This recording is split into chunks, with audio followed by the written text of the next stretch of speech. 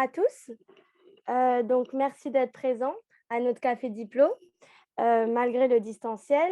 Donc, je suis Nora et avec mon collègue, nous sommes étudiants au MRIAE et nous serons les médiateurs de cette conférence. Oui, merci vraiment à tous d'être venus donc à cette visioconférence. Avant de commencer, il nous semblait important de faire une aparté sur le choix du maintien de la conférence en visio, malgré les mobilisations d'aujourd'hui. Ça relevait d'un choix complexe, car nous ne voulions pas faire d'ombre à ces mobilisations. Et nous avons tout de même décidé de faire ce choix du maintien de la conférence en visio, principalement pour des questions d'agenda, parce qu'il n'a pas été facile de regrouper tous les intervenants. Également parce que c'était pas facile de réserver une salle et aussi parce qu'il nous tenait à cœur d'organiser cet événement dans le cadre de la semaine de la francophonie qui s'achève ce dimanche. Euh, et enfin, même si nous sommes convaincus que le visio n'est pas la forme privilégiée pour permettre l'échange, l'apprentissage, ce format permet malgré tout à des personnes habitant loin de Paris de participer à l'événement et nous les saluons tout particulièrement. Et donc, nous sommes heureux d'ouvrir ce premier café Diplo de 2023 de la Sorbonne, qui est le fruit d'un partenariat entre les Amis du monde diplomatique et les étudiants du MRIAE, c'est-à-dire le Magistère de Relations internationales et Action à l'étranger de l'Université Paris 1 Panthéon-Sorbonne. Donc, tout d'abord, permettez-moi de vous parler un peu des cafés Diplo. Donc, les cafés Diplo consistent à rebondir sur une thématique qui a été abordée dans le monde diplomatique. Et pour notre part, nous avons décidé de rebondir sur le manière de voir, c'est-à-dire le hors-série du monde diplomatique, publié en décembre dernier et qui portait sur le pouvoir des langues. Donc, en tant qu'étudiant en relations internationales, cette thématique nous a beaucoup intéressés car nous serons amenés à parler plusieurs langues. Et en particulier, nous avons trouvé qu'une phrase de Bourdieu qui a été citée dans l'introduction de ce manière de voir traduisait bien ces tensions que nous allions aborder durant cette visioconférence. Donc, voici la phrase de Bourdieu. Instrument de pouvoir, instrument de communication, la langue est aussi signe extérieur de richesse et instrument de pouvoir. Je laisse la parole à Lorenzo. Merci Nora. Donc, je voulais rapidement présenter les intervenants qui nous font l'honneur de participer à cette conférence aujourd'hui. Tout d'abord, Madame Nelly Porta, qui est coordinatrice principale de la direction langue française et diversité des cultures francophones à l'Organisation internationale de la francophonie. Également, Monsieur Christian Tremblay, qui est président de l'Observatoire européen du plurilinguisme. Et enfin, Madame Anne-Cécile Robert, présidente de l'Union internationale de la presse francophone et directrice des éditions et relations internationales pour le monde diplomatique. Et d'ailleurs, souligner à cette occasion que le monde diplomatique est, si je ne me trompe pas, le journal francophone traduit dans le plus de langues, puisqu'il est publié dans 26 langues à travers le monde. Enfin, j'aimerais, avant de commencer, revenir vous expliquer rapidement le déroulement de la conférence. Dans un premier temps, les différents intervenants prendront la parole pour éclairer le sujet qui nous réunit sous un angle particulier. Et ensuite, nous vous donnons la possibilité de participer tout au long de la conférence via le chat en posant des questions. Et à la fin, nous reviendrons sur ces questions. Nous les traduirons à l'oral pour les poser deux par deux à nos intervenants. Donc, nous allons commencer par la première question. Nous vous l'avons dit, nous sommes en pleine semaine de la francophonie. C'est pourquoi nous souhaiterions commencer avec Nelly Porta de l'Organisation internationale de la francophonie. Et donc, Madame Porta, pourriez-vous nous parler de la francophonie, de ses enjeux et ses défis? Bonsoir à tous, bonsoir à toutes. Et tout d'abord, je souhaiterais remercier les étudiants à l'origine de l'organisation de ce café diplomatique pour leur invitation, ainsi que les amis du monde diplomatique pour le choix d'un sujet tout à fait passionnant et au cœur de la mission de la francophonie. Donc, je vous propose, alors je pense que vous voyez mon écran, n'est-ce pas? Pouvez-vous me confirmer avant que j'avance? Oui, Oui, effectivement, on le voit bien. Oui. Oui, vous le voyez, très bien. Parfait. Alors, j'ai été présentée, donc je n'aurai rien de plus à ajouter à ce stade. Juste vous préciser peut-être que donc je parle depuis la direction langue française et diversité des cultures francophones, qui est une direction programme, une des directions de l'Organisation internationale à la francophonie, qui a pour mission d'animer la coopération entre les États membres et les États et gouvernements membres de notre organisation sur ces grands thèmes que sont les questions de diversité linguistique et de diversité culturelle. Alors, tout d'abord, la francophonie, un concept novateur déjà en son temps. De quand date-t-il? Ce concept a une date de naissance assez précise, c'est 1880.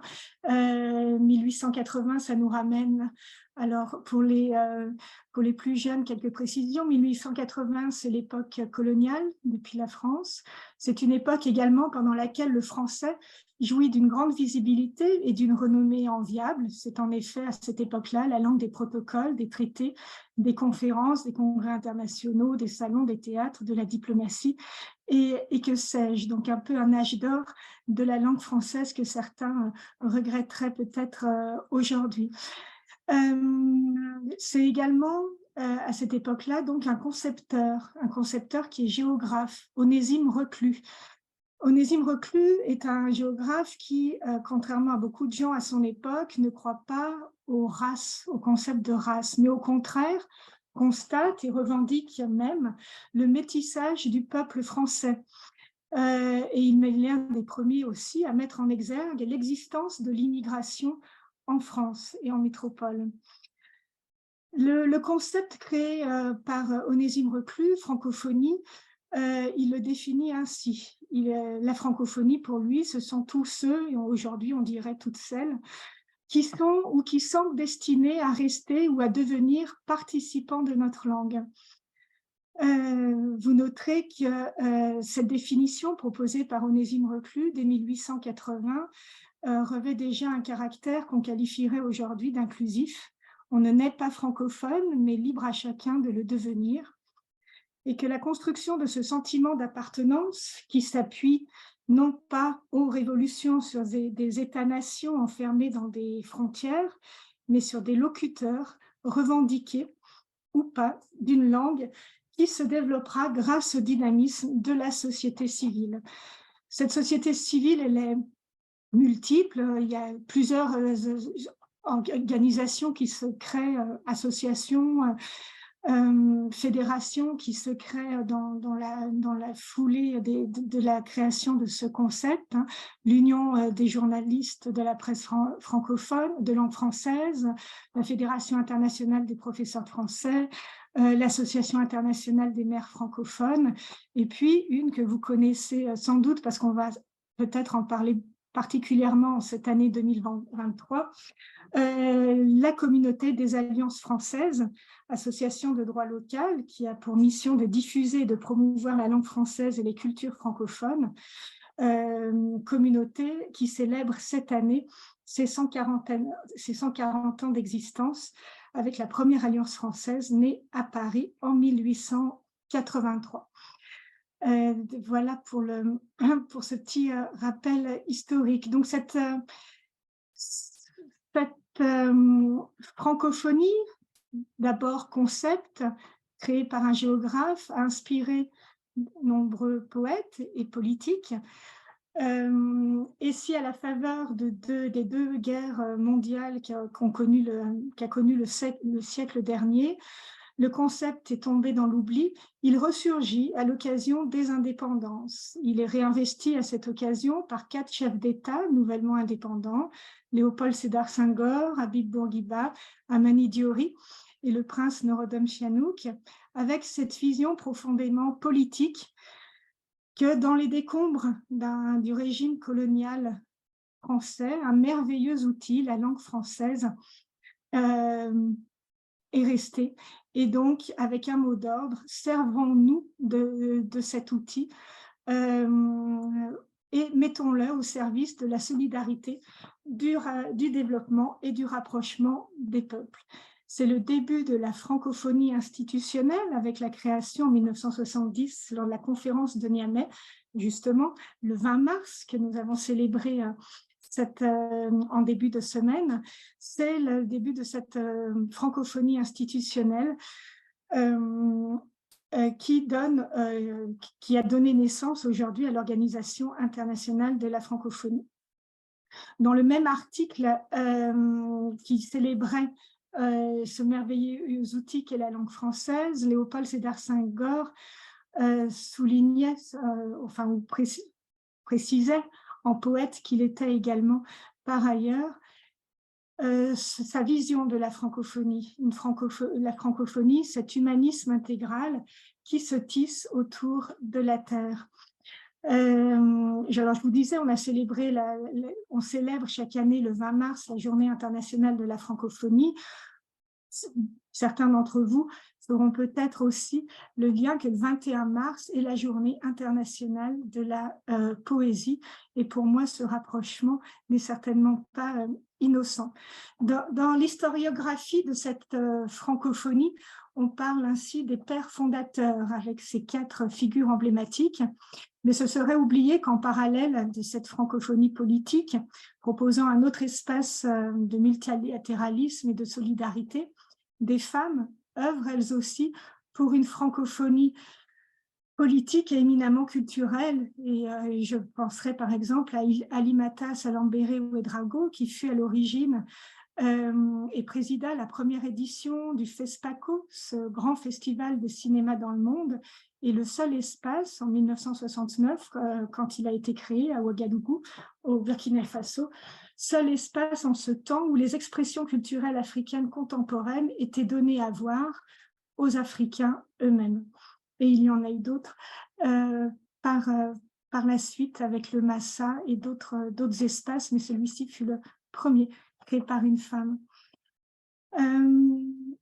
Alors, un concept, une inspiration poétique, une vision politique pour une alternative à une mondialisation uniforme et qui donne donc suite à la création d'une agence de coopération à la fin des années 90, les chefs d'État et de gouvernement ont souhaité donner une visibilité accrue à la francophonie et un poids politique dans la gouvernance mondiale. Ça a donné l'Agence intergouvernementale de la francophonie, puis en 2006, l'OIF, l'Organisation internationale de la francophonie, avec cette conviction et ce projet que les enjeux géoculturels doivent être pris en compte pour comprendre les enjeux géopolitiques et géoéconomiques et adopter les meilleures stratégies au service des États et populations. Une des grandes victoires, excusez-moi, j'arrive plus à avoir le contrôle de mon diaporama. Voilà. Une des grandes victoires de cette... une des grandes victoires politiques de la francophonie à ce jour et ainsi l'adoption de la convention de l'UNESCO de 2005 sur la diversité des expressions culturelles. Convention qui à cette époque-là avait pour objectif de valoriser la culture, enfin les expressions culturelles, les expressions artistiques. Et la francophonie a été à l'origine de l'adoption de cette convention et de la mobilisation internationale. L'ambition de la francophonie était alors et est toujours que de travailler au bien commun en faisant vivre l'idée même de la diversité dans un monde global de plus en plus complexe, qui tend pourtant à une certaine uniformisation. Et dans un tel contexte, pourquoi se priver de la richesse conceptuelle que recèle chaque langue pour tenter de mieux analyser et comprendre ce monde? Pourquoi aussi se priver des imaginaires véhiculés à travers ces langues pour créer de nouveaux modèles, de nouveaux récits de relations au monde et faire face aux enjeux auxquels l'humanité est confrontée.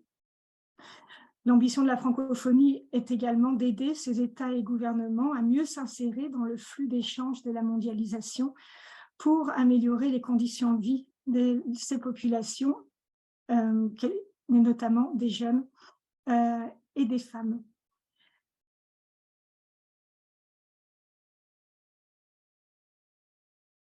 Alors, excusez-moi, j'ai un petit...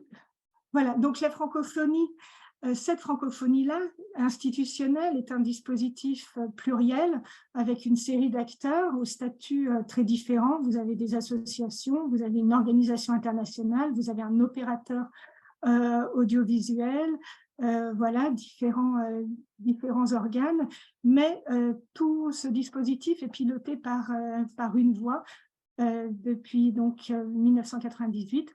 La voix et le visage de la francophonie, c'est un ou une secrétaire générale. Vous m'en reconnaîtrez, Boutros Boutros-Ghali, et aujourd'hui Louise Mushikiwabo, qui en fin d'année dernière a été renouvelée dans son mandat à la tête de ce dispositif. Et c'est une francophonie institutionnelle qui représente donc des femmes et des hommes sur les 5 continents.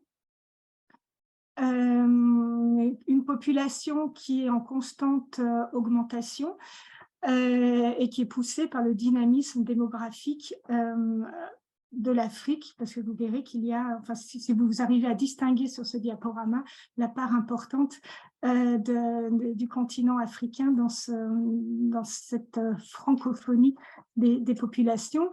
On peut deviner ici les usages variés aussi que cela implique, et les variétés intrinsèques à la langue française que tente de documenter un outil comme le dictionnaire des francophones, dont vous avez certainement déjà entendu parler.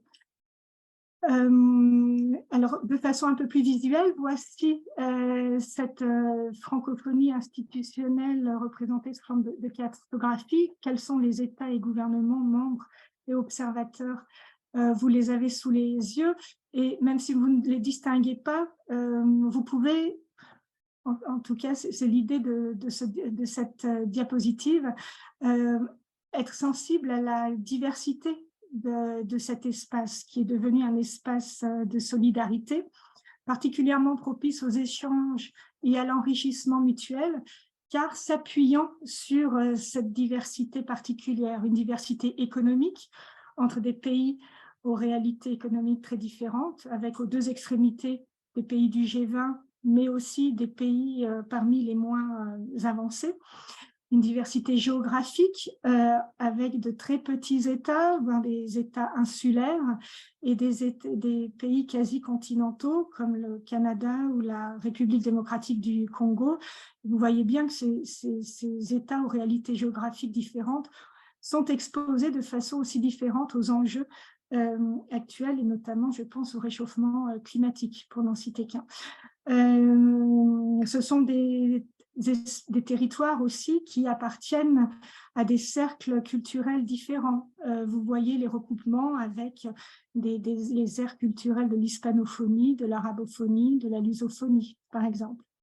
Et au niveau politique, ils adhèrent également à d'autres organisations régionales, l'Union européenne, l'Union africaine. Enfin, il y en a plusieurs, en Asie, l'Association des Nations de l'Asie du Sud-Est, etc. Le Commonwealth également. Alors, toute cette diversité là vous indique aussi que être francophone aujourd'hui, c'est parler au moins 2 langues et les enrichir l'une et l'autre. Et le français, dans ce contexte-là, nous permet de coopérer. Alors, coopérer est un terme qui, je vous parlais de diversité, enfin de diversité conceptuelle un peu plus tôt. Coopérer est un terme qui a été dévoyé par une histoire assez difficile à porter depuis la France. On pensera au ministère de la coopération en leur temps. Mais étymologiquement, cum operare, aujourd'hui on le traduirait peut-être plus par faire œuvre ensemble. dans un idéal d'universel latéral et non vertical, dessiné par Senghor, que je vous citais un peu plus tôt, avec cet humanisme intégral qui se tisse autour de la Terre, mais qui fait également écho au concept, alors cette fois, je vous envoie plutôt vers les langues bantoues en Afrique australe, le concept d'Ubuntu qui a donné son nom à un système d'exploitation informatique alternatif, une des déclinaisons de Linux que certains d'entre vous doivent connaître, mais qui a été aussi réactualisé par l'engagement de Nelson Mandela et de Desmond Tutu dans leurs efforts de réconciliation post-apartheid. Ubuntu, c'est un concept aussi simple en soi que difficile à traduire en français. Si on tente une traduction littérale, ce serait « Je suis ce que je suis grâce à ce que nous sommes tous ».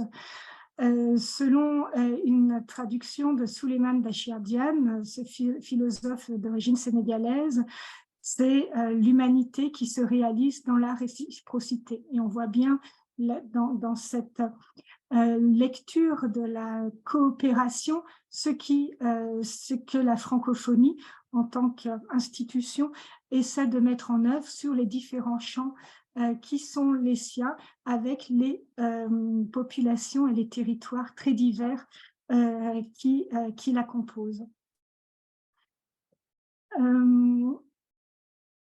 Alors tout ça pourquoi? Je vous le disais, pour coopérer, pour faire œuvre ensemble et pour contribuer à la diversité culturelle et linguistique.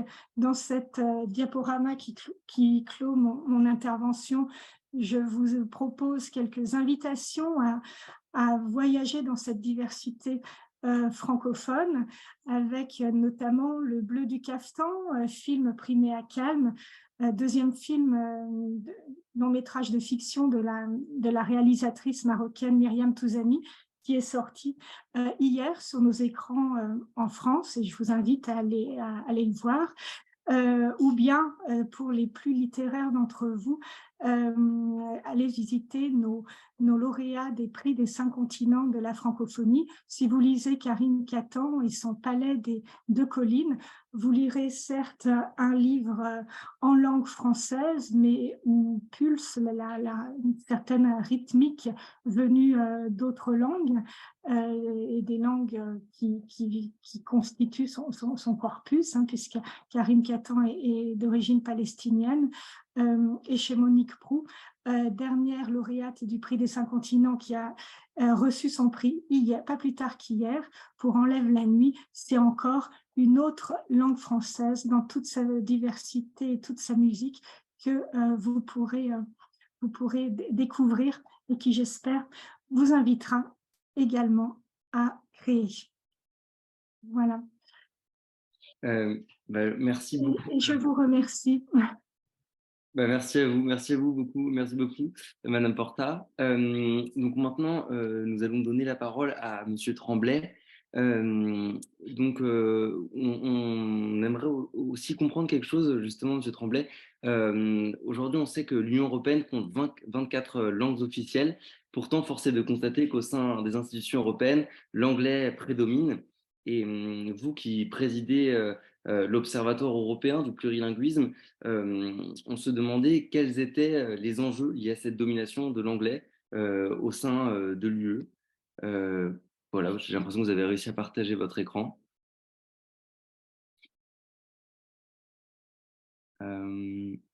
Peut-être que votre micro est encore désactivé. Ah, c'est bon.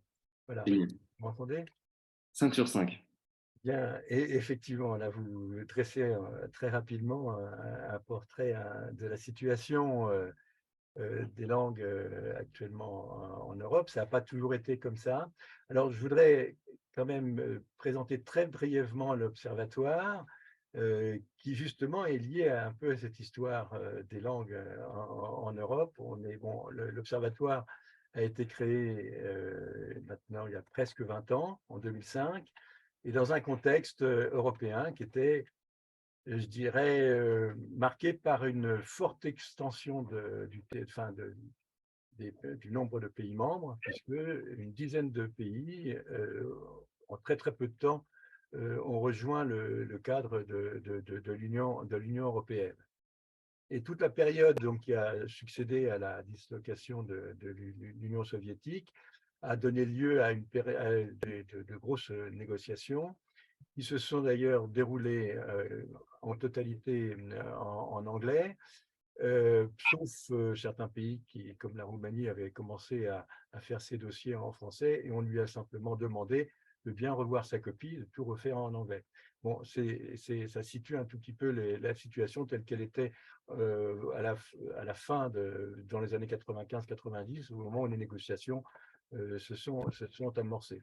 Dans les années 90, on n'avait pas une domination aussi écrasante de l'anglais dans les institutions. Et disons qu'en gros, pour simplifier, vraiment dans les grandes masses, il y avait trois tiers, si je puis dire, 3 tiers, il y a un quatrième petit tiers, en gros 30, 30, 30 et puis 10%. Et les trois grosses parties, c'était l'anglais, le français et l'allemand.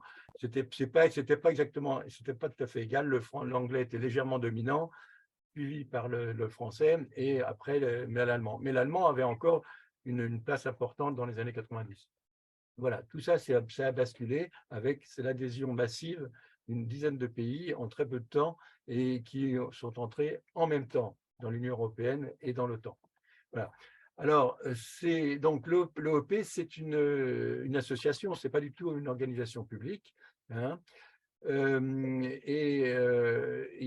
dirais, sa matérialisation, c'est le site que vous voyez à l'instant, hein, et qui est un site qui est extrêmement riche et qui est une véritable base de connaissances sur les questions des langues, du plurilinguisme en Europe, avec, je dirais, une grande partie qui correspond à de la revue de presse internationale, pas seulement française, mais vraiment internationale, au niveau principalement européen.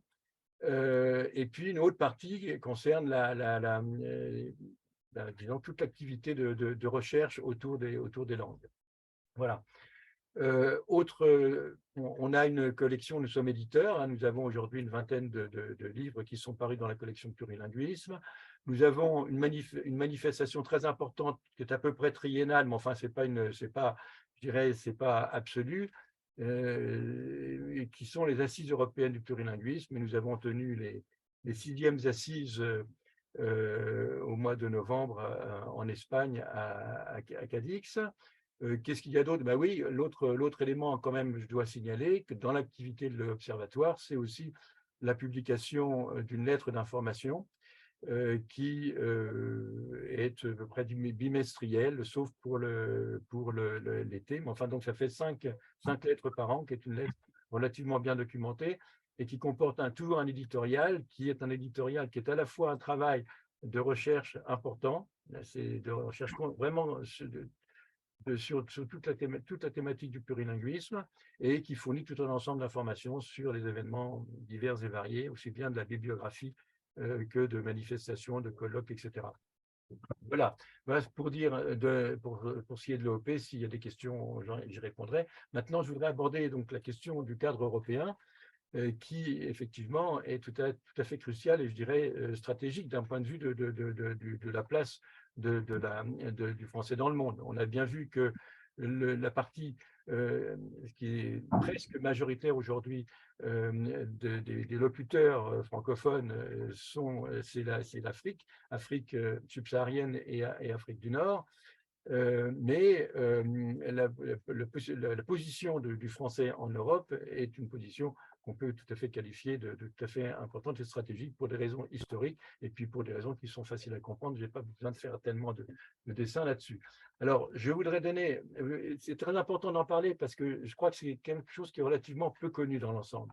Si on demande comment vous voyez quelle est la place des langues, au niveau européen, je crois qu'il y a peu de personnes qui sont en mesure de répondre à la question d'une manière, je dirais, documentée.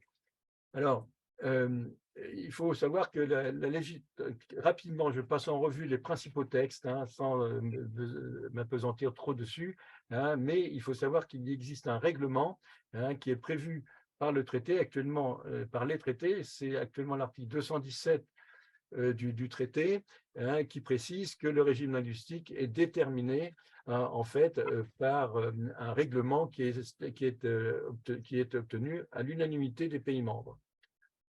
Alors, donc, je commence par ce règlement numéro 1, parce qu'il y a le règlement numéro 1, mais il y a quand même des articles du traité et de la charte des droits fondamentaux qu'il faut absolument signaler parce que c'est nécessaire à la compréhension de l'ensemble. Alors, pour le règlement numéro 1, bon, il y a l'article 1, je passe, c'est là où il y a toute la liste des langues officielles et de travail. Et toutes les langues officielles ont vocation à une langue de travail. Hein.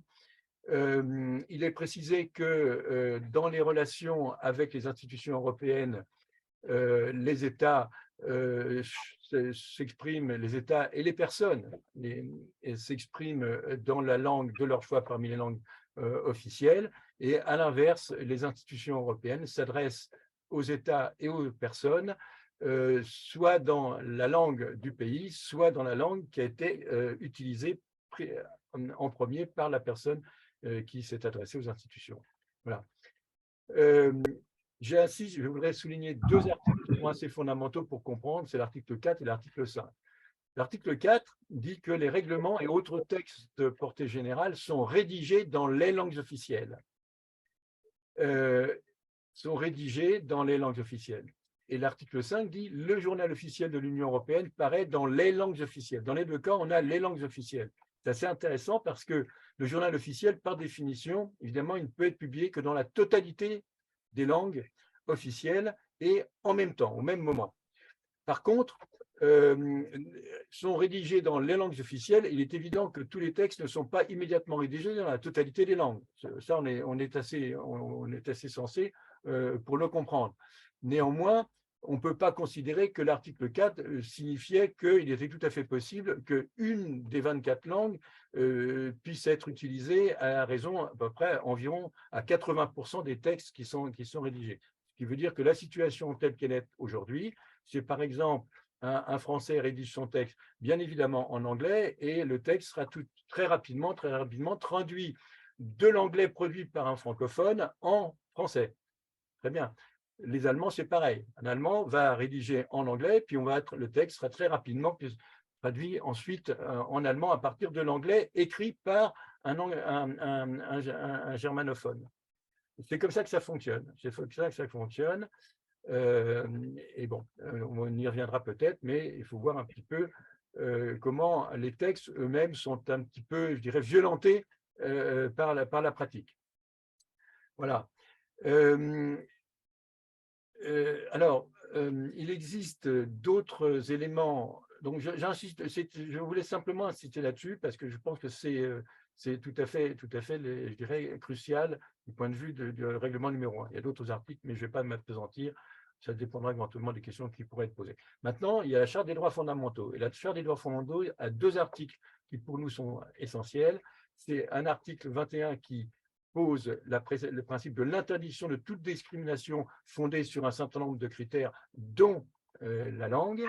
Et la jurisprudence de la Cour européenne est assez importante là-dessus. Et l'autre disposition, c'est l'article 22, qui pose comme principe général que l'Union respecte la diversité culturelle, religieuse et linguistique. Alors maintenant, il y a également deux articles essentiels dans les traités, qui sont des articles qui datent vraiment du traité de Lisbonne. C'est vraiment des articles récents et je dirais qui commencent à faire émergence un peu dans le droit européen. Alors, j'ai mis en caractère gras les éléments, je ne vais pas tout lire, hein, simplement les éléments qui doivent retenir notre attention.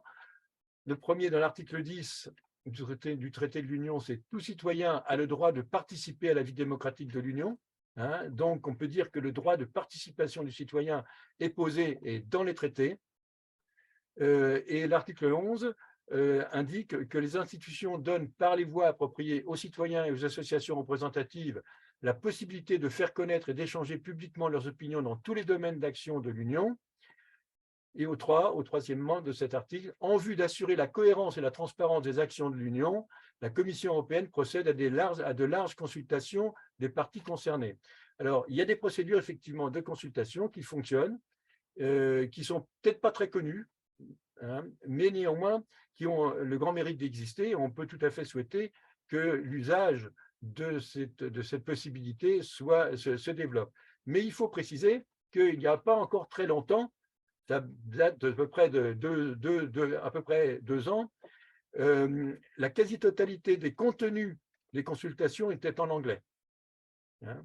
C'est-à-dire qu'il y avait simplement la fiche descriptive qui donnait le titre, l'objet, etc., la nature du texte, qui était dans les différentes langues, mais vraiment la feuille de route et le contenu de la consultation, c'était un document d'une quinzaine de pages, voire plus, qui était entièrement en anglais. Alors évidemment, il y a eu des protestations, dont l'Observatoire, qui a fait déposer des réclamations auprès du médiateur, de la médiatrice, et dans un rapport sur le plurilinguisme, la médiatrice, un rapport qui n'est pas très vieux, qui doit dater d'1 an et demi, a donné un certain nombre de conclusions, et parmi ces conclusions, il y avait la nécessité que tout ce qui concerne la participation des citoyens et la participation à des procédures de consultation, bien évidemment, se fasse dans toutes les langues.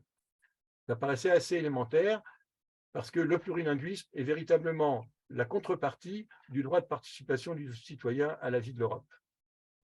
Voilà. Voilà pour ce qui est des textes. Alors, maintenant, je voudrais vous donner trois applications, parce que disons qu'il faut vivre ces choses-là, hein, et il faut être extrêmement attentif à tout ce qui se fait. Et donc là, je commence par un premier exemple qui concerne la carte d'identité nationale, disons, telle qu'elle a été coordonnée en fait par un règlement européen de 2019. Alors, dans une disposition de ce règlement, qui est un document très très long, le document est censé porter le titre de carte d'identité, ça c'est en français, bien sûr, dans toutes les langues ça sera un petit peu différent, et un autre intitulé national, éventuellement reconnu dans les langues officielles de l'État membre, etc. Ainsi que les mots carte d'identité dans au moins une autre langue officielle des institutions de l'Union. Ça, c'est pour la carte d'identité. Alors, je voudrais simplement préciser que un certain nombre, une grande majorité de pays ont fait des trucs en 2 langues.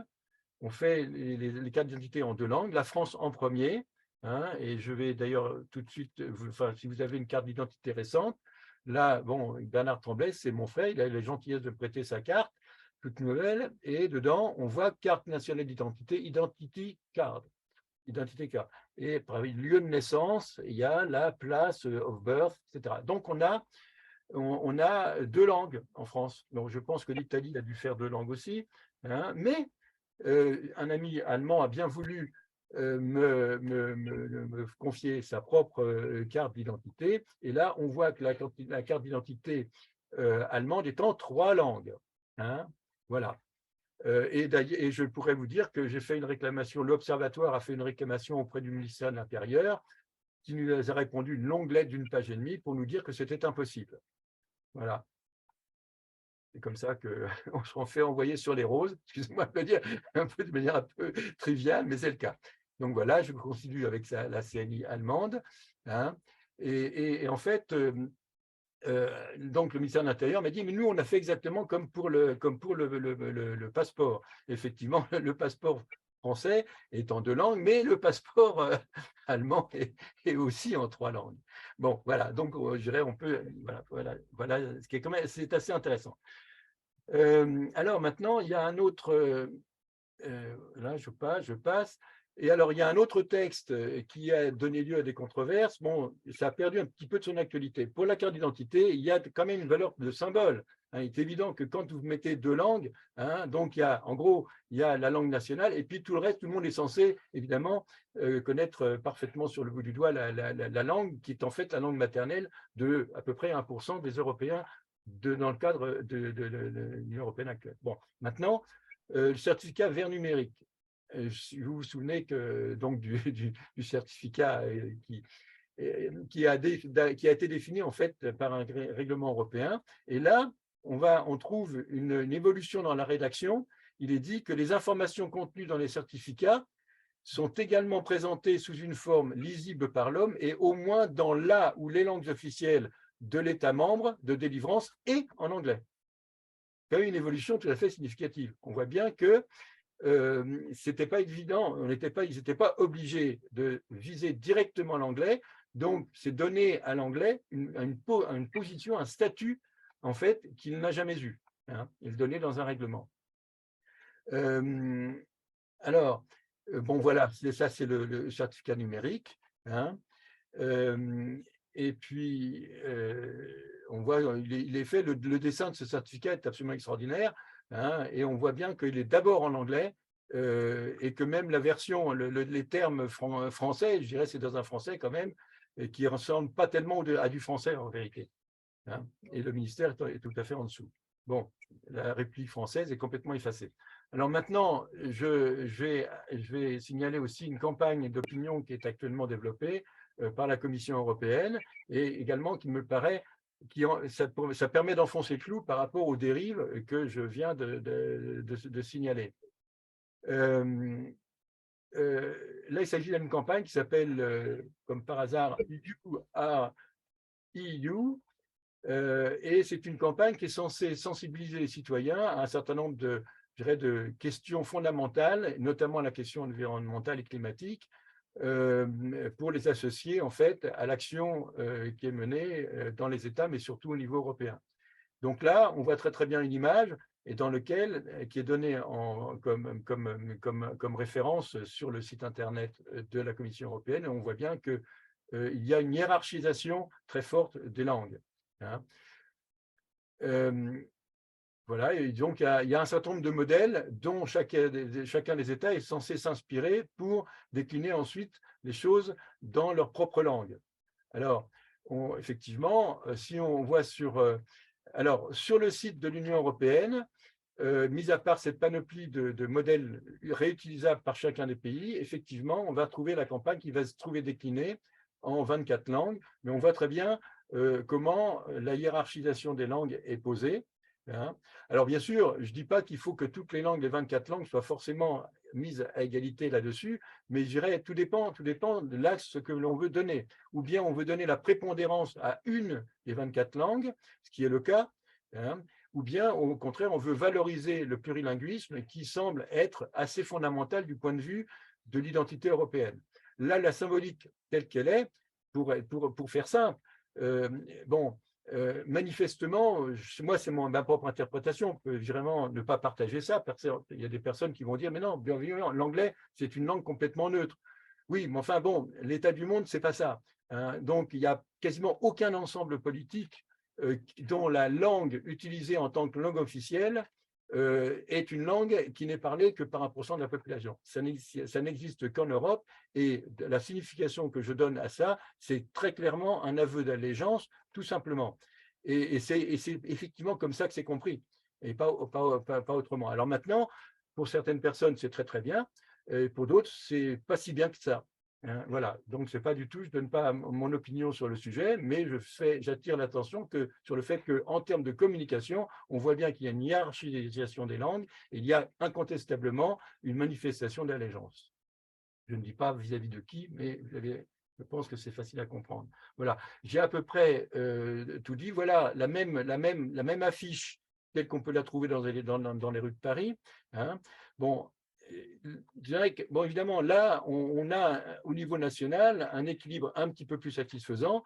Néanmoins, je pense qu'il y a nécessité de réfléchir à je dirais, une sorte de signalétique en fait du plurilinguisme au niveau européen, parce qu'aujourd'hui, on peut vraiment dire qu'on est un petit peu plurilingue par contrainte, comme on l'a vu avec le traité. Le traité oblige d'être plurilingue, mais dans l'image, dans l'imaginaire que l'on donne, on hiérarchise réellement les langues, et on rejette un tout petit peu, on rejette ce qui est tout à fait essentiel dans la construction européenne, puisque c'est un principe fondamental qui a été posé dès la naissance de l'Union européenne. Voilà, j'ai à peu près terminé mon petit exposé, hein. Il y a du texte pour justifier la campagne You Are EU, mais bon, je crois que on a compris de quoi il s'agissait.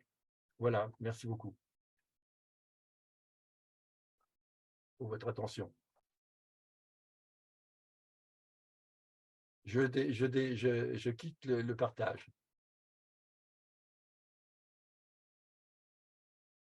Merci, Monsieur Tremblay.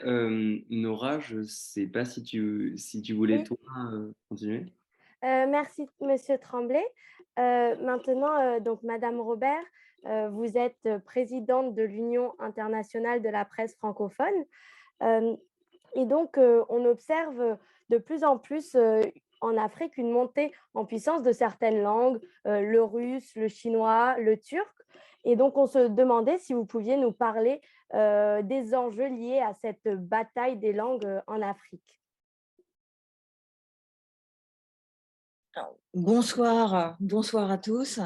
Tout d'abord, je tiens à remercier vraiment chaleureusement les amis du monde diplomatique et le Café Diplo étudiant d'organiser ce débat parce que souvent, les enjeux linguistiques sont sous-estimés ou considérés comme secondaires, voire parfois folkloriques.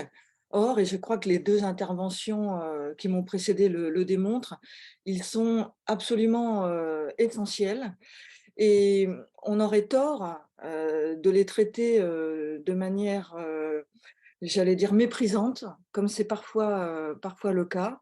Et en préparant cette intervention, j'ai retrouvé une intervention que certains d'entre vous connaissent peut-être, du Premier ministre britannique Winston Churchill, juste après la Deuxième Guerre mondiale, dans laquelle il parle des trois cercles.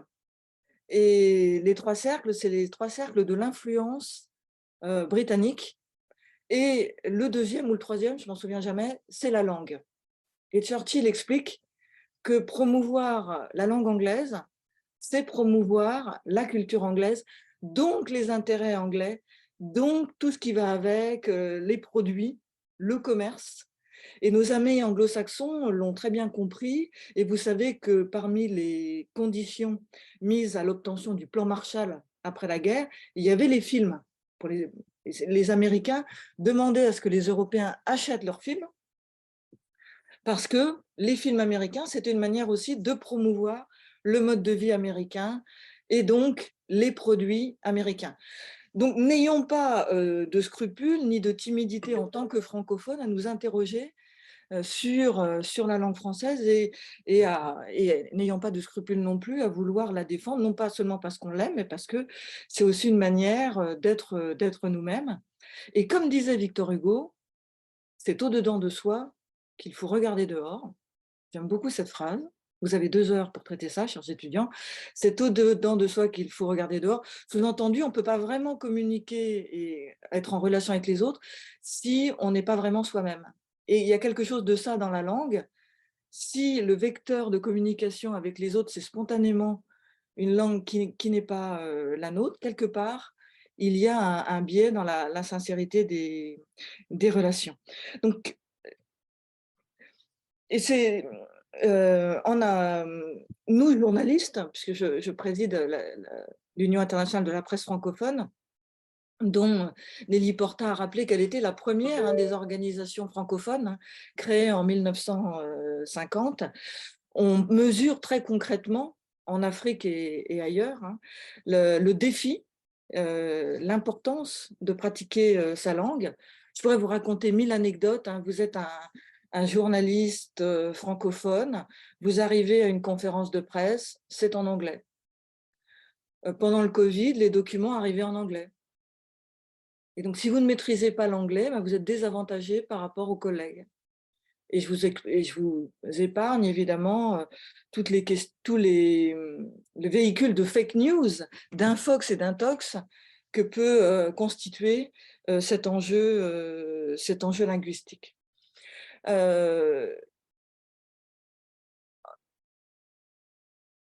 L'expression en français, et l'Afrique est un bon terrain pour mesurer ça, est un enjeu d'influence, mais comme Nora l'a rappelé dans son petit mot d'introduction, la langue pour tout le monde est devenue un enjeu d'influence. Là, on a beaucoup parlé des rapports entre francophonie et anglophonie, entre français et anglais, mais le continent africain illustre l'importance que toutes les sphères linguistiques et toutes les puissances accordent à la langue dans la bataille d'influence. en ce moment sur le continent africain, et même ça dure depuis une dizaine ou une vingtaine d'années, on voit ouvrir des instituts Confucius qui apprennent le chinois, des instituts Yunus Emre qui apprennent le turc aux populations. Les Russes le font aussi, alors c'est les instituts Pushkin, je crois. Donc, tout le monde, toutes les puissances aujourd'hui développent des instituts linguistiques avec des cours de langue, ce qui montre que la bataille d'influence économique, politique sur le continent africain ne peut pas se passer de la langue. Et on retrouve d'ailleurs quand vous interrogez les responsables chinois ou russes sur le continent africain, les arguments qui étaient utilisés par Churchill après la guerre. Les Chinois, les Russes ont bien conscience que s'ils veulent déjà se faire connaître, se rendre aimables et développer leur influence sur le continent, il faut aussi que leur culture et leur langue soient mieux compris. Alors, peut-être pour introduire des éléments de discussion entre nous, la francophonie fait beaucoup confiance à l'Afrique pour, j'allais dire, sauver la francophonie à l'avenir. Souvent, et les intervenants avant moi y ont fait allusion, on nous dit l'avenir de la francophonie, c'est le continent africain. Et quand on dit ça, on regarde les chiffres, le nombre de francophones. Il ne faut pas se faire d'illusions. Ça, c'est un raisonnement purement mathématique. C'est-à-dire, l'avenir de la francophonie est en Afrique si les francophones africains d'aujourd'hui font des enfants francophones. Et ça, ce n'est pas gagné d'avance, pour les raisons que je vous ai dites tout à l'heure, parce qu'il y a d'autres sphères linguistiques qui séduisent, et d'autre part, parce que la francophonie n'est pas forcément extrêmement attirante. Il y a une difficulté peut-être à rendre la francophonie aimable, et on voit de plus en plus dans les pays francophones les jeunes générations s'acclimater à d'autres langues, évidemment l'anglais, mais maintenant ça peut être évidemment le chinois ou le turc. Donc il ne faut pas se reposer sur des raisonnements mathématiques, il faudra rendre le français aimable et donner envie de le pratiquer. Et pour aller plus loin, Nelly Porta a très bien décrit les enjeux de coopération et de francophonie à l'intérieur du monde francophone, mais pour fréquenter les organisations internationales, l'ONU, l'Union européenne, je peux vous dire qu'on n'y est pas du tout. Les francophones qui se présentent à des concours, par exemple internationaux pour la fonction publique européenne ou internationale, sont désavantagés parce que la plupart des documents arrivent en anglais, le règlement intérieur des organisations n'est pas respecté, c'est-à-dire que vous êtes un francophone et en plus vous n'êtes pas soutenu, en premier lieu par les Français. Donc les concours de la fonction publique internationale qui sont supposés respecter le plurilinguisme, dans la pratique, ne le font pas, notamment au moment des épreuves orales. Et les francophones ne sont pas toujours solidaires. Et les candidats africains se plaignent énormément de ça. Les ambassadeurs francophones, en particulier les ambassadeurs français, ne sont pas forcément sensibilisés à la nécessité de soutenir les francophones dans les concours de la fonction publique internationale et même, je dirais, dans la pratique des institutions internationales. Alors que dans d'autres sphères linguistiques, moi j'ai énormément de témoignages. Les anglophones sont ultra solidaires, les germanophones sont ultra solidaires, les francophones très peu. Il y a toujours une bonne raison de privilégier un collègue et de sous-estimer l'importance de soutenir les collègues francophones. Donc il y a un gros travail à faire très concrètement. J'ai assisté à l'ONU il y a quelques années à une conférence où j'étais moi-même intervenante. Il y avait 40 ambassadeurs francophones dans la salle. L'ambassadeur de France a commencé, je ne dirais pas son nom, c'était il y a quelques années, son discours en français, et il s'est arrêté au bout de quelques secondes en disant « Mais ne vous inquiétez pas, je ne vais pas continuer en français », et il a continué son discours en anglais. Et des exemples comme ça, et il m'arrive, je parle assez bien anglais, de faire exprès de m'exprimer en français pour montrer l'exemple. Et en général, quand on fait ça, on s'aperçoit qu'il y a plein de gens qui parlent français et qui sont bien contents que quelqu'un dégaine en premier. Donc, il y a beaucoup de choses à combattre dans la tête des gens. Et j'entends trop souvent, et ça, ce n'est pas une question de génération, c'est un problème culturel, des gens dire « mais l'anglais, c'est naturel ». Non, ça n'a rien de naturel. Il y a une acclimatation, il y a des forces. Il y a quelqu'un dans la conversation qui posait la question des moteurs de recherche. C'est les algorithmes qui font sortir des textes en anglais. Tout ça n'a rien de naturel. C'est lié à des rapports de force, et il y a des gens qui payent pour ça. Et il y a des petites capitulations en permanence qui font que l'anglais domine. Ça n'a rien ni de neutre, ni de naturel. Et il est très important d'avoir ces conférences comme celle qu'organisent les amis du monde diplomatique ce soir, pour faire prendre conscience de ça. Et je suis ravie de voir qu'il y a une centaine de personnes et beaucoup d'étudiants, parce que c'est un signe qu'il y a une sensibilité à ces questions. Et pour ne pas abuser de mon temps de parole et permettre la discussion, je vois qu'il y a beaucoup de questions, je vais m'arrêter là en disant à nouveau merci et en étant à l'écoute pour répondre aux éventuelles interrogations du public. Merci infiniment, Madame Robert. C'est extrêmement intéressant. Je vous propose du coup de prendre 2 questions qui ont été posées via le chat et de vous laisser à vous, les intervenants, le soin de vous répartir la parole entre vous. La première concerne les langues autochtones. La personne dans le chat se demandait comment l'admission et la prise en compte des intérêts de ces langues autochtones représentait un nouvel enjeu des politiques linguistiques aujourd'hui. Et la seconde question était une question plus technique qui concernait la traduction et l'interprétation dans les institutions européennes. La personne se demandait, faisait le constat qu'aujourd'hui, pour des raisons économiques, il arrivait qu'on supprime des postes de traducteurs.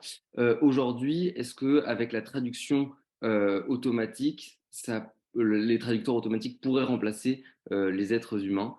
Je ne sais pas qui veut commencer parmi vous trois. Ouais. Sur la question de la traduction automatique, je veux bien répondre parce qu'on a même tenu un colloque là-dessus il y a 2 ans. La réponse sera effectivement oui.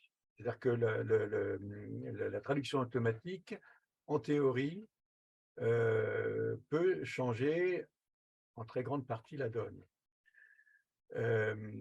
C'est simplement l'expérience qu'on a soi-même ou d'autres personnes ont de l'utilisation de la traduction automatique, mais je pense qu'il y a pas mal de personnes qui l'utilisent de manière quasi quotidienne et d'une manière intelligente. C'est-à-dire que si on utilise aveuglément la traduction automatique, on prend des risques assez importants, surtout quand on rédige des textes qui doivent être vraiment donnés, qui doivent donner dans la précision. Par contre, on peut tout à fait imaginer l'exemple que je donnais tout à l'heure. Un Français rédige en anglais et ensuite son texte est traduit en français. C'est une situation qui est totalement absurde. Et il est tout à fait, je dirais, on peut très bien rétablir la liberté de langue de rédaction, ce qui était la situation avant que par des directives internes sans portée juridique véritable, en fait, on impose l'anglais. Bon. C'est-à-dire qu'en fait, ce n'est pas compliqué, hein. Il y a la hiérarchie. Et là, vous avez un patron et vous rédigez pour le patron. Si vous lui envoyez le texte en une autre langue que l'anglais, il vous la renvoie, par exemple. Bon, c'est à peu près, ça c'est du vécu. Bon, pas par moi, mais je dirais par des autres personnes. Si on rétablit la liberté, la personne va répondre, va écrire en français, hein, et va produire immédiatement, si la personne son texte en autant de langues qu'il peut d'ailleurs. Hein, s'il parle anglais, allemand et espagnol, il peut très bien le produire dans les 3 langues. Hein, et s'il connaît les langues cibles, il peut très bien détecter ce qui ne va pas dans la traduction, ce qui peut arriver quand même, hein, même quelle que soit la qualité du résultat. Donc, voilà un élément qui peut vraiment changer la donne. Maintenant, on n'est peut-être pas tout à fait je dirais, armé encore, mais ça ne saurait tarder, pour arriver à même de l'interprétation qui soit avec l'assistance de l'intelligence artificielle. Donc, je crois qu'effectivement, on devrait tout à fait aller dans cette direction-là. malgré tout, il y a la pesanteur des comportements, hein, et pour l'instant, on ne peut pas dire que les choses aient réellement bougé de ce point de vue-là. Mais il suffit d'une petite pichenette politique, hein, pour que l'équilibre puisse tout à fait être modifié. Enfin, voilà pour la question là-dessus. Il y a aussi les langues autochtones. Je ne sais pas, nous, si vous voulez, bon, on a l'Observatoire et travaille beaucoup avec des amis africains, et ce n'était pas une initiative de l'OP. L'OP, je dirais, est participant à l'opération, mais on a créé un observatoire du plurilinguisme en Afrique. Hein, bon. Et dont la mission est en fait est double. C'est d'une part d'améliorer l'apprentissage du français, parce que l'apprentissage ne se fait pas bien. Il ne se fait pas bien parce que apprendre le français en français à des enfants dont les familles ne parlent pas forcément français à la maison, hein, c'est quand même quelque chose de compliqué. Hein. Bon. Alors, l'autre objectif, ce qui permet de comprendre ce qui est recherché, c'est d'utiliser les langues locales, même quand il y en a beaucoup, ce qui n'est pas simple, hein, bon, utiliser les langues locales pour améliorer l'apprentissage du français, et en même temps documenter ces langues locales pour leur donner une certaine vitalité qui tente à disparaître. Il faut comprendre aussi que les phénomènes, je dirais, de rapport de domination entre les langues existent aussi à l'intérieur des pays africains. Hein. Et il y a des gens qui défendent l'idée qu'il faut prendre une des langues du pays, hein, et puis en faire une langue d'unification. Hein. Mais ça veut dire, en gros, ça veut dire que cette langue, je ne donne pas d'exemple, mais va finir par éliminer toutes les autres. Hein. Donc, c'est ce contre quoi, je dirais, on s'élève. Bon, on n'est pas les seuls à réfléchir à ça, bien évidemment, hein, mais il faut éviter quand même que dans les pays tels que les pays africains, les processus, qu'on répète en fait les processus qui se sont produits il y a 2 siècles en Europe, hein, où effectivement la diversité linguistique a tendance à disparaître, et ça continue. Hein, ça continue.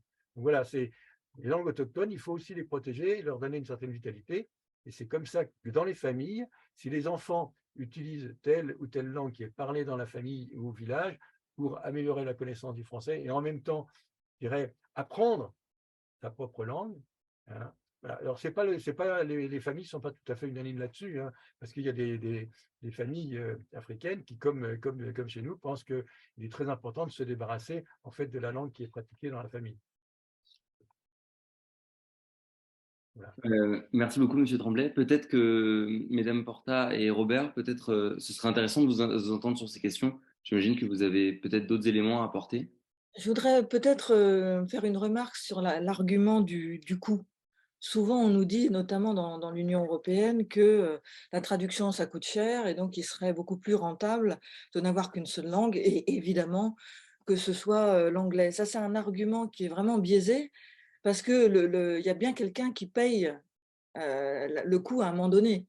Parce que si on décide, par exemple, que c'est l'anglais la langue unique, il y a dans tous les pays des gens qui ne parlent pas anglais qu'on va former à apprendre l'anglais. Donc le coût, il est simplement déplacé ailleurs.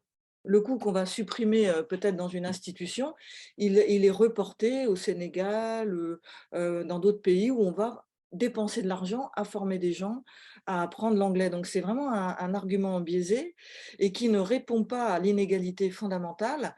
Même si on apprend une langue et qu'on la parle très bien, on la parlera toujours moins bien que quelqu'un dont c'est la langue maternelle. Donc il y a une inégalité de base à choisir une langue comme langue de communication et penser que ce sera neutre. Donc cet argument-là, il faut vraiment le balayer. On pourrait même dire qu'il y a un coût du monolinguisme qui est un coût de l'inégalité pour les pays les plus pauvres. Il faut ajouter que le coût au niveau européen, c'est à peu près un ticket de métro à Bruxelles par citoyen et par an. Hein.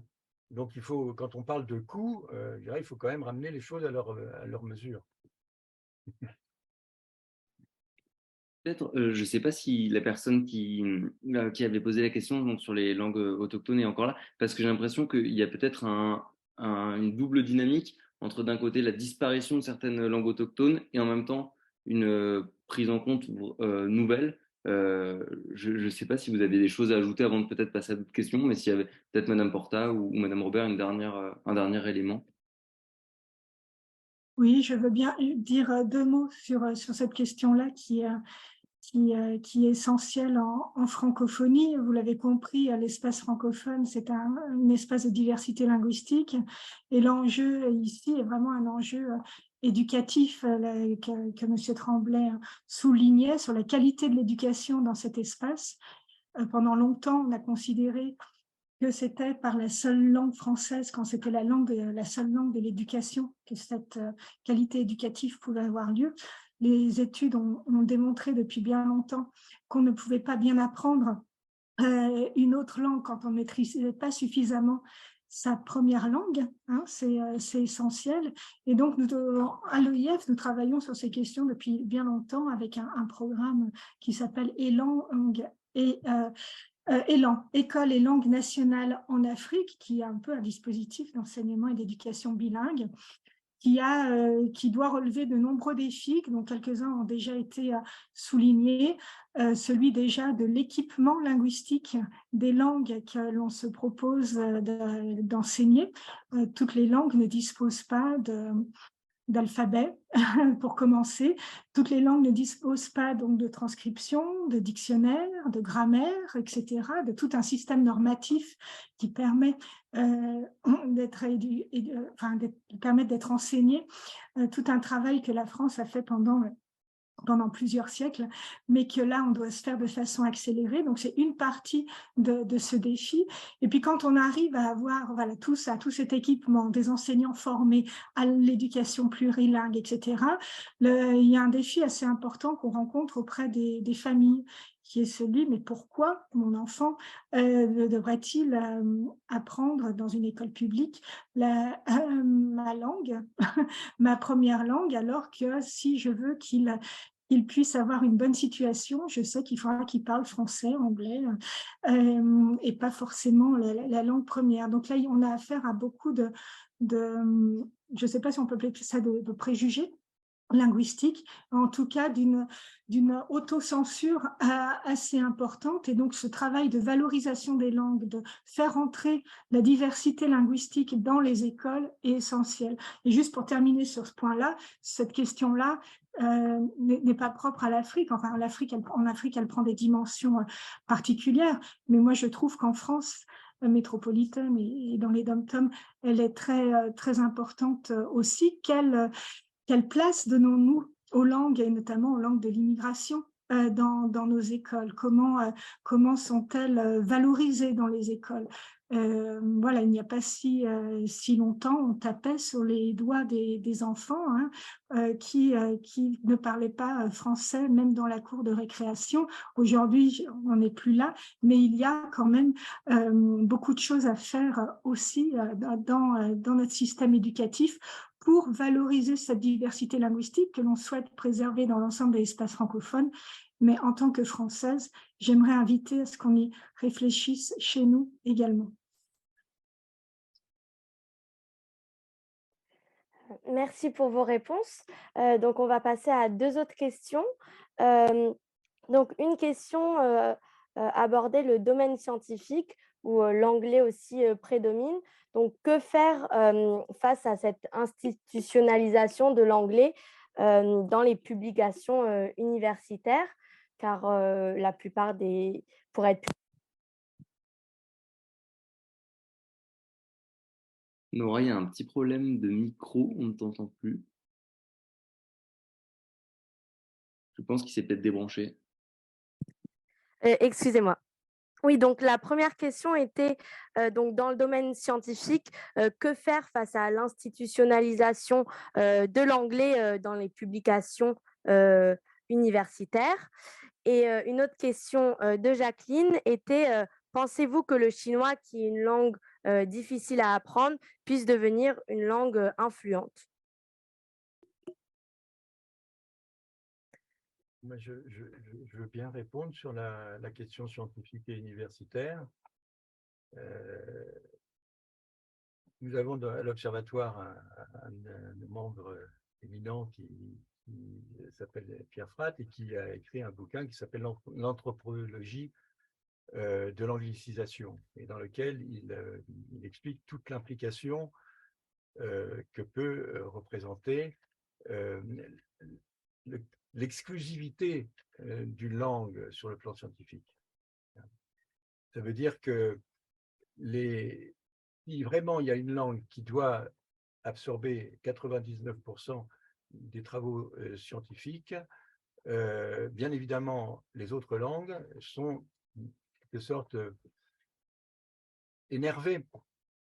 Hein, c'est-à-dire qu'on va les priver à un certain moment de la capacité de produire, de créer sur le plan scientifique. Hein. Donc, à ce moment-là, la décadence de ces langues est à peu près certaine. Bon, je ne pense pas que c'est un avenir absolument inéluctable. Ce n'est pas dramatique qu'il y ait une langue qui soit quand même connue et qui soit un peu une langue commune. Le problème, c'est la publication. Et donc, on peut tout à fait imaginer, dans certaines revues aujourd'hui, favorisent la publication plurilingue, c'est-à-dire acceptent plusieurs langues dans les publications. Pas tellement dans les publications anglo-saxonnes, mais je dirais il y a quand même pas mal de revues qui sont elles-mêmes plurilingues. Je pourrais citer aussi, surtout dans le domaine des sciences humaines, par exemple un réseau comme Cairn, hein, je ne fais pas de publicité, mais qui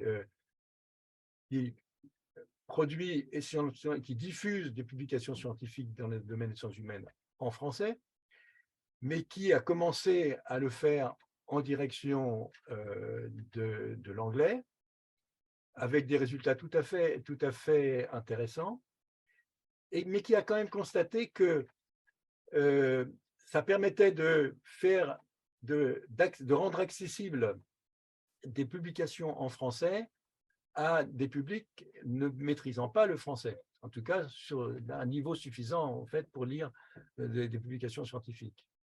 Et donc, ça permet d'améliorer la diffusion des travaux réalisés en français, ce qui justifie le fait de produire des travaux en français.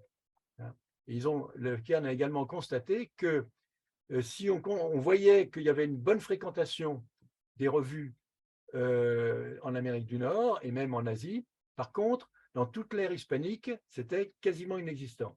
Donc, ils en ont conclu qu'il fallait faire également un effort de traduction en direction de l'espagnol et voire du portugais. Voilà. Donc voilà, c'est comme ça qu'on peut, d'une part, sauvegarder une production dans la langue, hein, et bon, on peut imaginer, à nouveau, en se référant à la question de la traduction automatique, on peut tout à fait imaginer que les scientifiques ils rédigent leurs textes dans leur propre langue. Et puis, comme ils maîtrisent l'anglais ou qu'ils maîtrisent d'autres langues, eh bien, ils produisent également leurs articles dans une autre langue. À l'OEP, on n'a pas la prétention d'être un organisme de recherche, même si on en fait quand même, mais c'est ce que nous faisons d'une manière à peu près systématique. Dans les bouquins, on accepte les publications, les articles dans d'autres langues, hein, et on favorise, on invite les personnes à rédiger dans leur propre langue et éventuellement à traduire s'ils ont des débouchés en matière de publication dans d'autres langues. C'est ce qu'on va faire avec Cairn. Hein. Tout ce on va publier chez Cairn, hein, et on va demander à nos rédacteurs, à nos auteurs, de produire des traductions des articles pour les publier en anglais et en espagnol. Voilà. Merci, Monsieur Tremblay. Peut-être que Madame Robert voudrait réagir à propos de l'influence du chinois et de son apprentissage. Peut-être brièvement, on voit aussi dans le domaine scientifique, puisque c'était la question, la lutte d'influence entre les puissances, puisque les Chinois ont décidé de dynamiser les publications scientifiques en langue chinoise. Et donc, c'est encore une expression de cette importance de la langue dans les luttes d'influence à tous les niveaux. Et il me semble, comme l'a très bien dit Monsieur Tremblay et Nelly Porta également, que la solution n'est pas dans une bataille des langues dans laquelle on essaierait de gagner sur l'autre, mais de rendre, enfin d'acclimater l'idée du plurilinguisme ou du multilinguisme et de la nécessité de parler plusieurs langues et de respecter plusieurs langues par ailleurs, quand on commence à apprendre une langue étrangère, il y a une facilité qui se fait et une langue en entraîne une autre et tous ceux qui parlent plusieurs langues savent que c'est de plus en plus facile, plus on en apprend. Donc il y a aussi une pédagogie à faire de ce côté-là.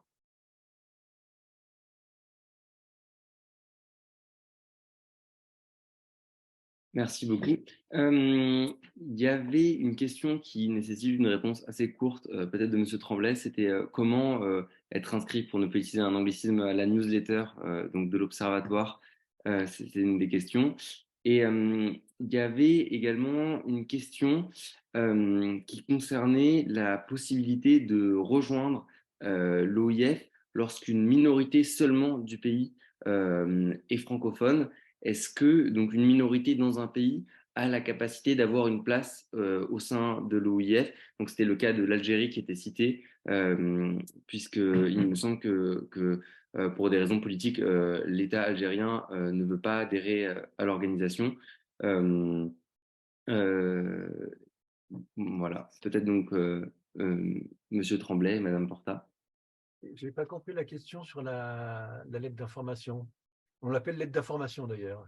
Lettre d'information, d'accord. La personne souhaitait recevoir les informations, elle se demandait comment s'inscrire.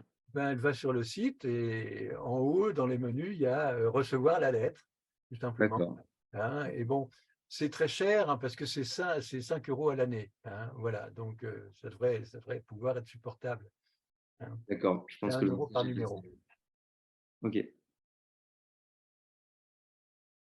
Alors peut-être pour tenter d'apporter une réponse à la question concernant une population minoritaire au sein d'un pays et son adhésion à l'Organisation internationale de la francophonie. Alors, pour ce qui concerne l'Organisation internationale de la francophonie, il s'agit d'une organisation intergouvernementale. Donc, par définition, ce sont des États et gouvernements qui peuvent faire une demande d'adhésion. Et donc, tout dépend de l'organisation, pour le coup, politique et du degré d'autonomie des différentes parties au sein du pays. Pour vous donner un exemple, nous avons comme membre de l'OIF la Fédération Wallonie-Bruxelles. Hein, ce n'est pas la Belgique, c'est la Fédération Wallonie-Bruxelles. Nous avons également la Louisiane. Ce ne sont pas les États-Unis qui sont membres de l'OIF, mais la Louisiane. Enfin, on a plusieurs cas de ce type. Dans tous les cas, ce sont ces gouvernements qui doivent faire une demande. Voilà. Donc pour l'Algérie, je ne connais pas suffisamment l'organisation politique du pays, mais j'avais eu ces questions, je sais que ces questions se posent aussi régulièrement pour un pays comme Israël ou d'autres, donc c'est à voir. Si cette minorité est organisée politiquement et a un degré d'autonomie au sein d'une nation, ce n'est pas impossible, mais c'est à voir avec l'État fédéral. D'accord. Merci beaucoup. Le temps tourne. Je vois qu'il y avait également plusieurs questions sur le Canada. Il y en avait qui revenaient donc sur les problèmes liés à l'usage de l'anglais, en comparant est-ce que c'était plus ou moins qu'en France. Ça avait l'air en tous les cas d'être différent. Mais j'imagine que ça doit être que le cas canadien est peut-être très intéressant parce qu'il y a à la fois la question des langues autochtones, la question de la francophonie, la question de l'anglais. J'imagine que c'est peut-être un exemple de pays à la croisée de plusieurs des problématiques qu'on a évoquées. Je vois Madame Robert acquiescer. Peut-être que vous voulez prendre la parole. Non, je ne suis pas spécialiste du Canada, mais c'est vrai qu'eux, ils sont dans la situation, notamment au Québec, du sentiment d'être assiégés En fait, et ils résistent plus. Il y a plusieurs témoignages dans la conversation sur l'obsession de tout traduire, le panneau stop qui devient arrêt, etc. Ça, c'est le côté, effectivement, on se défend parce on a un sentiment, et d'ailleurs, c'est pas forcément un sentiment, c'est une réalité, d'être cerné et agressé. Mais et souvent, quand on travaille avec des Québécois, ils sont beaucoup plus sensibles que nous au respect de la langue française, et ils sont inquiets. Ils trouvent que les Français de France, comme ils disent, font beaucoup trop de concessions à l'anglais et qu'on ne mesure pas la chance qu'on a d'avoir cette langue qui est la langue parlée, protégée, etc. Et ils trouvent qu'on baisse un peu trop la garde et qu'on sous-estime complètement ce défi et de parler notre langue et de bien, la parler. Et c'est vrai que là, bon, il faut peut-être être un peu le poil à gratter dans cette conversation, mais il y a un devoir d'exemplarité des dirigeants français. Et c'est une catastrophe quand spontanément un ministre ou un président de la République en voyage officiel à l'étranger se met à parler anglais. C'est une catastrophe pour tous ceux qui se battent pour démontrer au quotidien qu'il faut respecter le plurilinguisme, qu'il n'y a pas de fatalité dans l'anglais, etc. Ça fait tout dégringoler en quelques secondes. Et c'est pour ça que j'ai insisté un peu dans mon intervention liminaire, ça a nécessité de ne pas sous-estimer ces enjeux linguistiques. Et malheureusement, je trouve que souvent, les dirigeants français sous-estiment complètement ça et alimentent la machine à anglophoniser, parfois de bonne foi, hein, je ne sais pas du tout machiavélique, hein, c'est pas du tout, voilà, et ils ne se rendent pas compte et c'est vraiment dommage. Le discours de la ministre des Affaires étrangères en septembre, où on parlait de Team France, de soft power, alors qu'il y a plein de mots français, c'est-à-dire en Afrique, les gens regardent ça, ils disent bah, c'est foutu, quoi. Et c'est un peu ça que nous rappellent nos amis québécois souvent. Merci. Donc nous avions une question justement à propos de l'apprentissage des langues. Comment, selon vous, faudrait-il réformer l'apprentissage des langues en France justement pour assurer pour promouvoir ce plurilinguisme?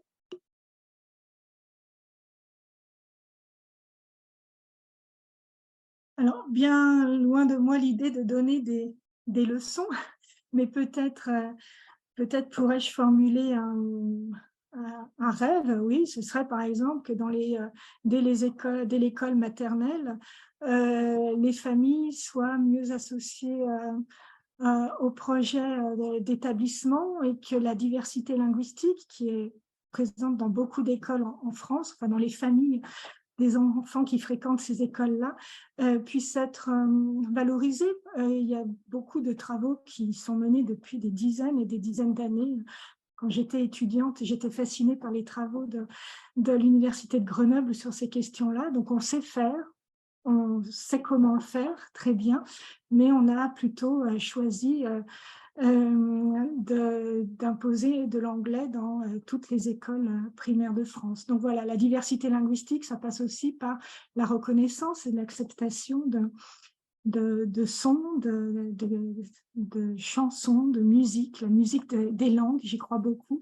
Vous avez compris mon tropisme très culturel, hein, peut-être, mais il me semble que chez les enfants, ça marche, c'est ce qui marche très bien. On n'a pas besoin de leur expliquer, de leur faire des grands cours de linguistique, mais juste leur ouvrir les oreilles, hein, puisque l'oreille, notre capacité à identifier des phonèmes se fixe avant l'âge de 7 ans. Donc déjà, garder ses oreilles ouvertes et être curieux du monde qui nous entoure, y compris quand c'est l'univers dans lequel notre petit camarade de classe retrouve quand il quitte l'école. Voilà, ça doit être quelque chose de très joyeux, de très gai, et qui fait qu'on vit ensemble et qu'on fait communauté ensemble. Si c'est possible, je voudrais apporter un petit complément à ce que vient de dire Nelly Porta. En 2002, quand il y a eu le décollage de l'enseignement précoce à l'école primaire des langues, Jacques Lang qui était le ministre en 2001-2002 de l'Éducation, imaginait qu'il pourrait y avoir une diversité au niveau des écoles primaires. C'est comme ça qu'en fait, théoriquement, on peut, je crois, apprendre 8 langues différentes dans les écoles primaires. Mais le sort en a décidé autrement, c'était un raz-de-marée vis-à-vis de l'anglais. Le ministère de l'Éducation nationale a été totalement passif là-dedans, et donc il a dû s'incliner devant le mouvement. Néanmoins, il y a des réponses qui sont possibles. Bon. Il ne faut pas trop imaginer qu'il y a un retournement de l'opinion là-dessus, parce que, on pourrait épiloguer, on pourrait argumenter, mais la ville de Paris a depuis quelques années, a développé un plan de développement d'écoles bilingues, hein, à Paris. Il y a actuellement 40 écoles primaires tout à fait ordinaires, hein, qui sont des écoles bilingues. Bon. Et sur les 40, il y en a 20 qui sont français-anglais, hein, et il y en a 20 autres qui sont en allemand, en italien, en espagnol, et je peux peut-être dans d'autres langues. Voilà. Alors, quand on a discuté de ça, je leur ai dit, mais peut-être que ce serait intéressant quand même d'en parler un tout petit peu, parce que c'est quand même intéressant comme expérience, et ça serait bien de pouvoir le suivre. Pour l'instant, je dirais, c'est silence total. Bon. Et voilà, quand il y a une volonté politique, on peut avoir des résultats, et il y a des familles qui sont tout à fait intéressées si on leur propose ça. Je voudrais compléter, si vous le permettez. Moi, j'insiste vraiment sur la notion d'éveil aux langues et de plurilinguisme, d'éducation plurilinguiste, qui me semble un peu différente de ce que décrit M. Tremblay. Et donc, à ce titre-là, pour les plus intéressés, je les inviterai à regarder d'un peu plus près ce que fait une association également sur Paris, Doulala, avec la mobilisation et le développement de plusieurs outils, activités d'éveil aux langues, comme on dit, voilà, près d'enfants et de familles de tous âges. Et c'est très joyeux, et l'objectif n'est pas d'apprendre forcément une langue, mais d'attiser la curiosité sur cette diversité linguistique. Si je peux dire un mot pour souligner l'importance du travail qu'effectue l'OIF en matière d'éducation aux langues et de travail sur le multilinguisme. Il y a vraiment Nelly Porta est peut-être trop modeste, même si elle nous a bien décrit un certain nombre de programmes, sauf que l'OIF est assez pionnière dans ce secteur. Et cette idée de rendre les choses aimables, notamment auprès du jeune public, est essentielle. Et tous les programmes que soutient l'OIF en matière d'éducation, y compris en Afrique, me semblent essentiels pour éveiller et sensibiliser à la question du plurilinguisme.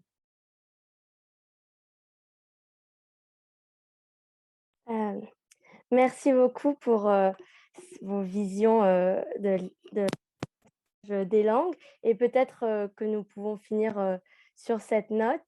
Donc, merci à vous, aux 3 intervenants, d'avoir participé à cet échange très intéressant.